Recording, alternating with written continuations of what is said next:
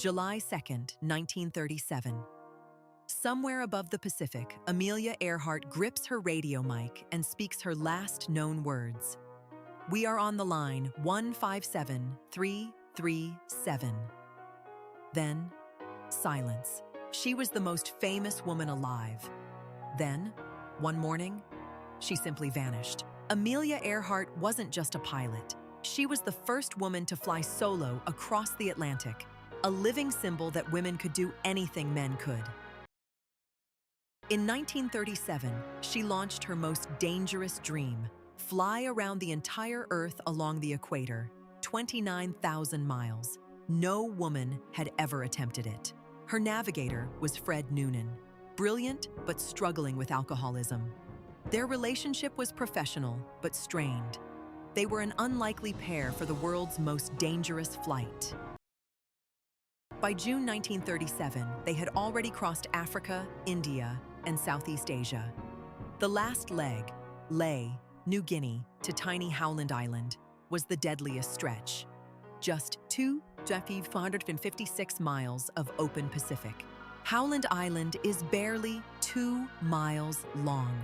Finding it from the air is like threading a needle from a mile away, blindfolded. Noonan's navigation had to be perfect. There was a U.S. Coast Guard ship, the Itasca, waiting at Howland to guide them in by radio. But there was a critical problem. Earhart and the Itasca were transmitting on different frequencies. The Itasca could hear Earhart, her voice coming through clear and desperate, but she couldn't hear them. She was flying blind, burning fuel, and nobody could tell her where she was. At 7:42 a.m., she broadcast, "We must be on you, but cannot see you. Gas is running low." The Itasca crew heard panic they had never heard from her before. Her final confirmed transmission came at 8:43 a.m. Then the frequency went dead. The Itasca fired its boiler to create a smoke column she might see. She never appeared. The U.S. Navy launched the largest air and sea search in American history up to that point. 4,000 men, 9 ships, and 66 aircraft covering 250,000 square miles. Nothing. The official conclusion: they ran out of fuel, ditched in the ocean, and sank.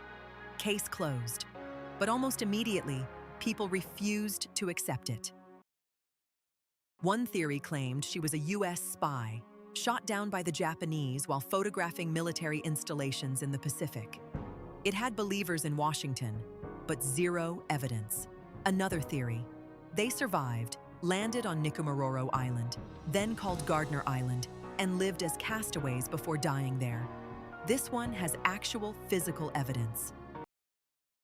In 1940, British colonial officers found a partial human skeleton on Nikumaroro. They also found a woman's shoe, size 9, consistent with Earhart, and a sextant box matching Noonan's navigation equipment.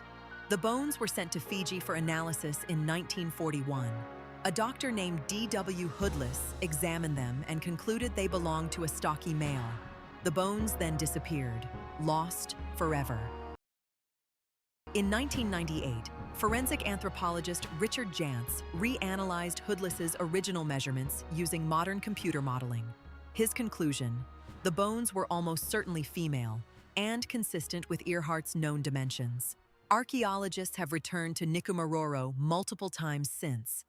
They found campfire remnants, animal bones from cooked fish, and American-made cosmetics jars from the 1930s, signs of a castaway fighting to survive.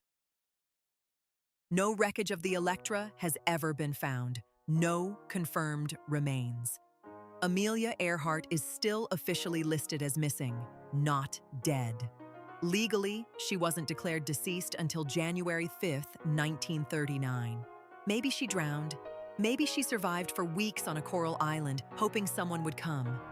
Either way, the ocean kept her secret. And perhaps that's exactly what makes her story impossible to let go.